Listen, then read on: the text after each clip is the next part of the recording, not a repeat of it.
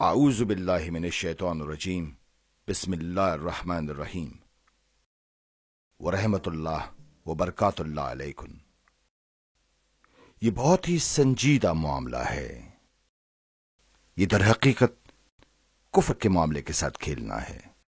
استغفر اللہ، کیونکہ یہ تو کچھ ایسا ہے جس طرح کہ خدا کی ذات کو ناکام ٹھہرانا کہ وہ اسے محفوظ رکھنے کے قابل نہیں، جسے وہ خود انسانیت کے لیے ایک ہدایت اور نور قرار دیتا ہے۔ اور بالکل اسی طرح تورات، زبور انبیاء کرام کے صحائف اور انجیل شریف کے بارے میں قرآن مجید میں ایسے ہی مرکوز ہے۔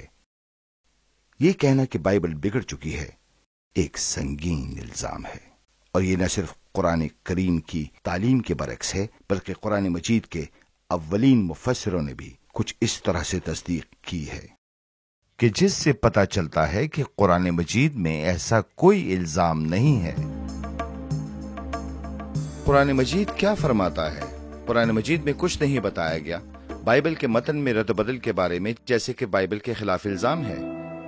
تاہم قرآن مجید بتاتا ہے کہ کچھ لوگوں نے تحریف کی ہے۔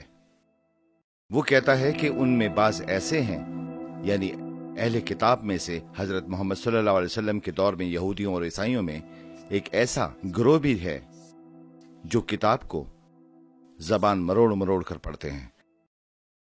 وہ خاص اقتباس تحریف کی جس نوعیت کا تعین کرتا ہے جس کا یہاں ذکر ہے، یہ ہے کہ وہ اپنی زبانوں سے مروڑ مروڑ کر پڑھنے کا ہے، اور پھر زبان سے پیدا کیا گیا بگاڑ یہ لازماً تحریف فی المعنی ہے۔ یہاں تحریف باللفظ کا بالکل کوئی معاملہ ہی نہیں، جو کہ تحریری عبارت میں ایک تحریف ہے۔ یہی وجہ ہے کہ میں اس بات پر زور دیتا ہوں کہ اے مسلمانوں، ما تتفکروا ولا تقولوا لمش موجود فی القرآن۔ جو کچھ قرآن مجید میں نہیں ہے اس کے بارے میں نہ تو کچھ سوچو نہ ہی کچھ بولو۔